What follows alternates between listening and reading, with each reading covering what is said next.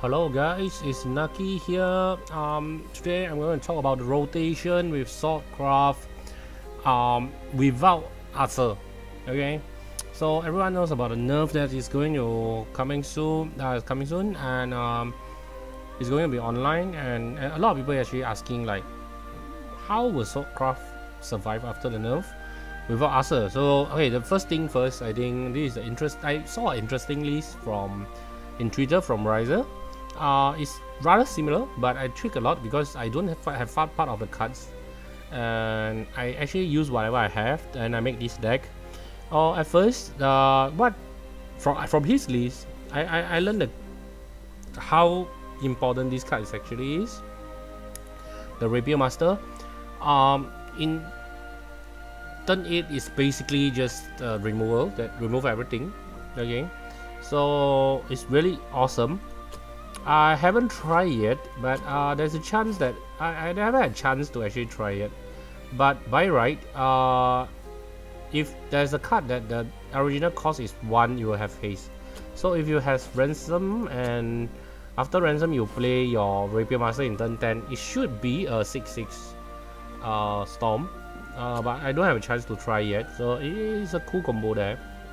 So why you play the Sword of Seraphy is because of Vera, of course. Even after nerf, I think still Vampire will be viable, and Vera is the reason why you actually play these cards. Okay, and the key card of the deck is nothing new, but it's really powerful in this current meta. I mean, if you try it one time, I'm sold. To be honest, this is just so powerful. Especially when you get those kind of Mars, then you evolve turn 3 Mars, your opponent are able to clear it. When they are going first, then turn 4 you just evolve the story card. The carrier is just game over. I can't really see any deck that have the potential to come back with when you have maybe of like 5/4 followers. They have an empty field, you have Mars, you have 2/1/3, that potential become like 2/3. The power level is just insane. I put 1 copy of this, but to be honest, it's adjustable. But the reason why I like it is because it's a card that you can just remove your opponent's follower without using evolve point, and also at the same time it gives you some benefits, especially the 2-cost cards. The servant is really amazing. The reason is because your opponent will most likely try to use their removal to get rid of this guy. Then end up what will happen is they don't have the removal for Mast. So if they didn't use the removal here, then you will actually get one of the golden card, and when you play this, you will get value out of it as well. Okay, so of course nothing new. The table meeting, the Dragon Knights. Gawain is the most of the time in turn 5 you will just play for win. I'm not really sure about his English name, so it's a 2/5 followers that every turn you recover 3 and you get +1/+0. Especially good against Dragon, because if you are going to evolve and attack into their followers that have 3 attack below, the win is actually not considered as damaged followers, so they cannot actually just destroy it. So after that is also the Lancelot is your very good storm followers in the late game. While you having 8 costs, you can just get 2 of them. It's just insane. Zeta also provide another storm power. Ransom also is a very good end gamer, as well as the early game is a 2-cost 2/2. I mean it's a 2-cost 1/1. And I tried one game is I play Mars in turn 3 while going first, then my opponent can't clear it. Then in turn 4 I just play 2 Ransom. I just get 4/1/2, and my opponent just concede because they are basically considered as 2/2, because when you attack it, it becomes 2 attacks straight away. So it's actually the 2/2 followers with a 2/3 Mars, and my opponent, even if with the evolve point, they just cannot get rid of this spot at all, and they just give up. And this is also, I mean, a bit extreme situation, but it's feasible. So now I'm going to just do some review on the replay. So let's move forward to the review. Okay, so now we are going to the replay part. Okay, so don't worry, the logo is just to block the name of my opponent for privacy issue. Okay, about the mulligan. To be honest, when you're going first, most likely I will keep Quick Blader. But going second, it will really depends on what opponent you are playing against. So if I'm playing against Vampire, right, I usually will keep the Quick Blader is because I want to just deal damage as much as possible to opponent's face to restrict their action, because when they have too low life total, they just cannot do anything. And here, to prevent them from gaining life, I decided to use the sword, but it's actually a very big risk move. But I do that is because I can actually play the I can actually play Walls, and I can get the one cost removal spell. And the next turn, if I just evolve my Clarier, when I have an evolve point, I just evolve the Clarier, and if Vera attack into it, I can still use this to kill Vera. So this is the reason why actually I use the Sword of Seraphim there. So as expected, I got just what my board.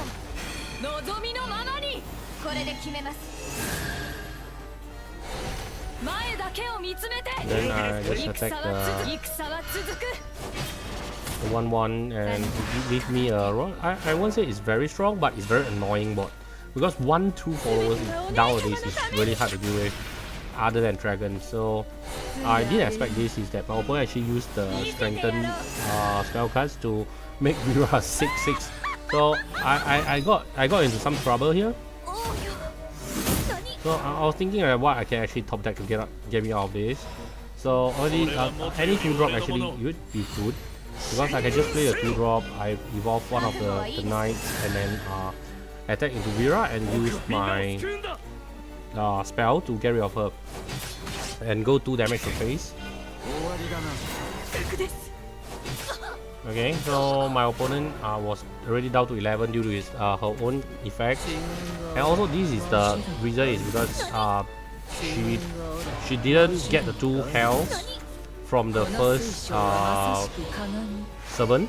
So if the first servant attack, I leave it alone, and it gets to survive that turn. And if he attack, he will gain 1 life. Okay, so in the end, it doesn't really matter because I actually get the exact gold card that I need. So just everything goes to face, and Steria to seal the deal with evolve point and this. I can actually just do more than I can actually do 8 damage. Yeah. So this is the game 1. So for now, I think we are going to game 2. Okay, now we are heading over to game 2. Game is also the master rank match, and it's also against Vampire. So yeah. So in the no matter going first or second, as long as you play against Vampire, I really like to keep servant in hand, because usually they will just play the 1 cost 1/1, and then if they have it, this actually punish them heavily. So here, instead of using the Rapier to actually trade into that 1/1, I just use the one cost spell to get my White King. And now I'm going to play the 2/1 and the servant. The servant is really annoying this stage, because I can actually attack all the 1/1 I need. I have so many times I want, because the 1/1 will never kill me. And then every time he attacks, he actually deal damage to himself as well. So of course I'm going to get rid of the 1/1 here, and I decided to use the Storm followers to get rid of another 1/1, because I don't want him to have the ability to just special summon the 4 cost 5/3 followers. And here our opponent decided to trade with Vera. Yeah, and then he just normal summon this. So in this case, instead of using the evolve point, I decided to just use the White King to actually trade with it. And this is also the main reason I don't use this, is because my Clarier will die if I evolve, even after I evolve. So I might as well, if I'm going to use something to trade, I just play something that I don't need evolve point yet.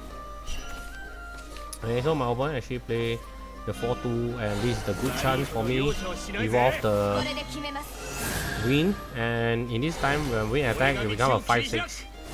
End of turn it become a 5-6, and together with another 2-1 and 1-1. So my opponent is really in a very deep trouble now. Given that he only has like 14 points, and by right he don't have enough damage to actually kill Wind.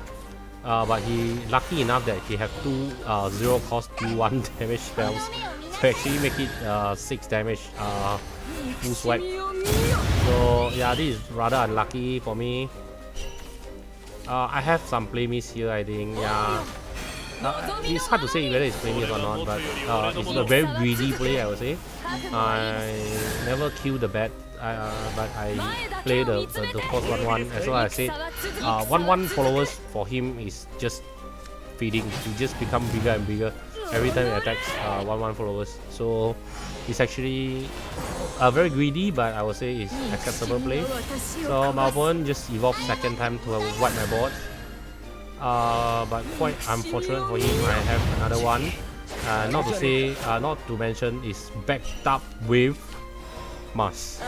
This is the key point. The first time I used the evolve point, so now I won't have the evolve point for my second carrier. So you can see this is the give up situation for almost the give up situation for my opponent. I'm at 18 life. I have 2-2-3s. I have 5-1, but it's going to die next turn, but due to the bat. Anyway, yeah, if just now I just use the move that to kill the bat, this will be totally different. But my opponent just decide to have a desperate try killing the Mars, and after that he just concede. Yeah, so you can see the power level of this deck is, the synergy is there. So let's move on to the second game. Okay, sorry guys, actually it's the third game. My mistake. So the third game we are playing against Aggro, and it's a Shadowcraft, and you can see I don't really keep Saria that often in starting hand. I think this is one of the key points that I would like to point out, is because it's more often to be used as a 5-drop than a 2-drop. Oh, I think this is the correct match that I'm showing. Yeah, I think this should be the correct match. Because there was one match that my opponent just conceded in turn 2 for no reason, so I'm afraid I actually played a wrong one. Yeah, I think this should be the correct one. So my opponent actually chose to filter his hand, and I choose to play 2 1-1s. So what I'm really afraid is the Skull Ring. This actually played perfectly into our hand, because yeah, we just have the Storm followers, the Juliets, to yeah, get rid of this, and 2 damage to face. And then the next turn we can just play the White King again.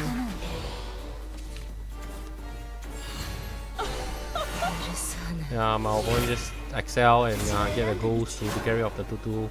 But anyway, we just have the White King to wipe the board. And here, actually, I do admit that I'm a bit greedy, which I really shouldn't. Is I evolve the Knight and attack the face. So yeah, I get a bit greedy here. I was thinking at like this actually strengthen the board a bit as well, but it actually doesn't benefit me a lot after wasting evolve point.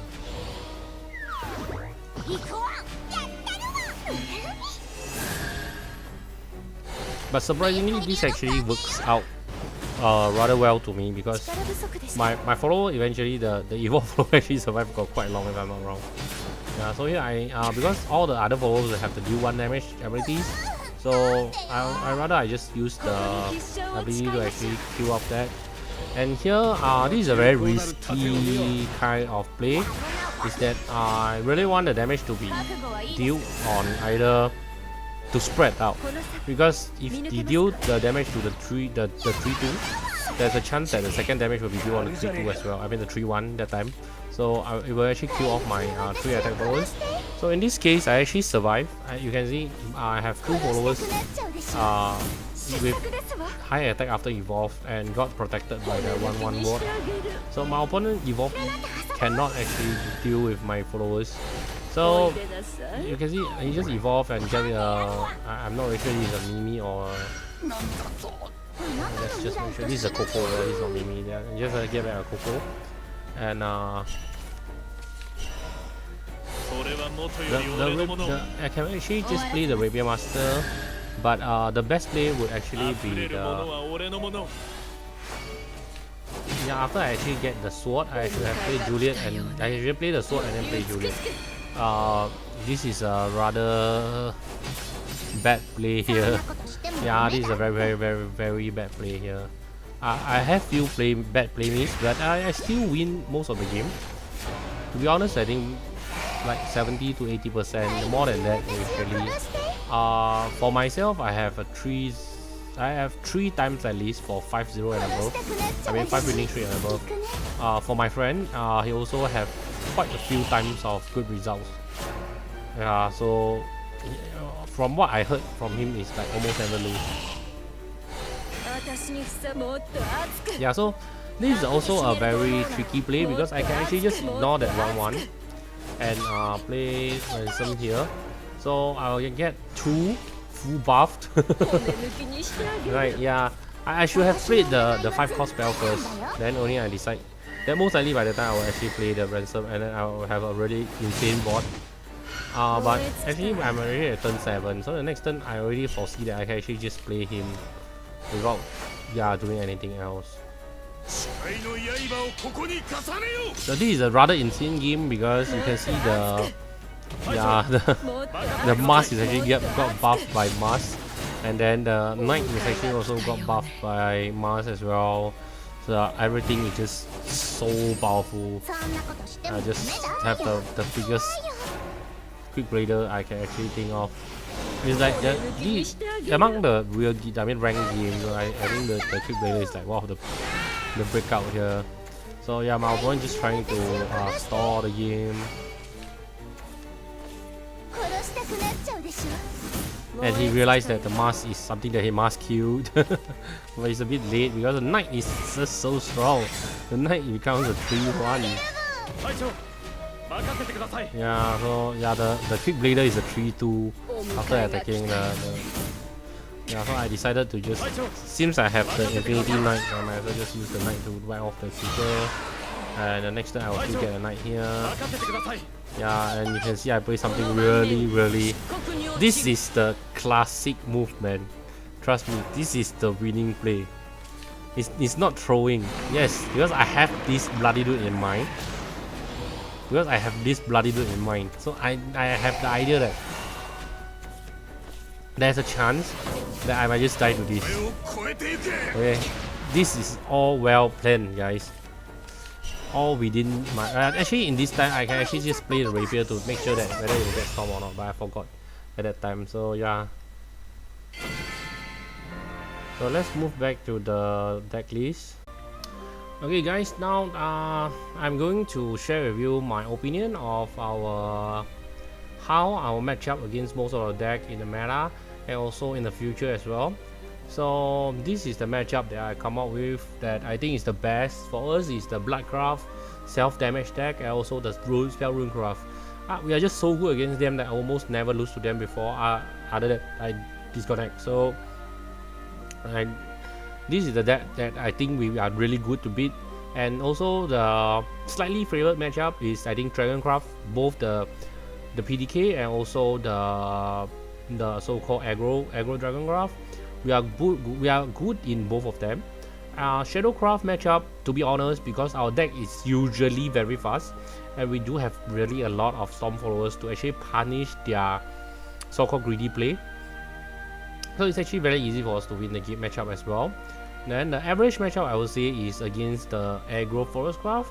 I would think that the mid-range Forestcraft we are like slightly favored, but really depends on whether going first or second. So I actually in this kind of situation I just put both of them in the average matchup.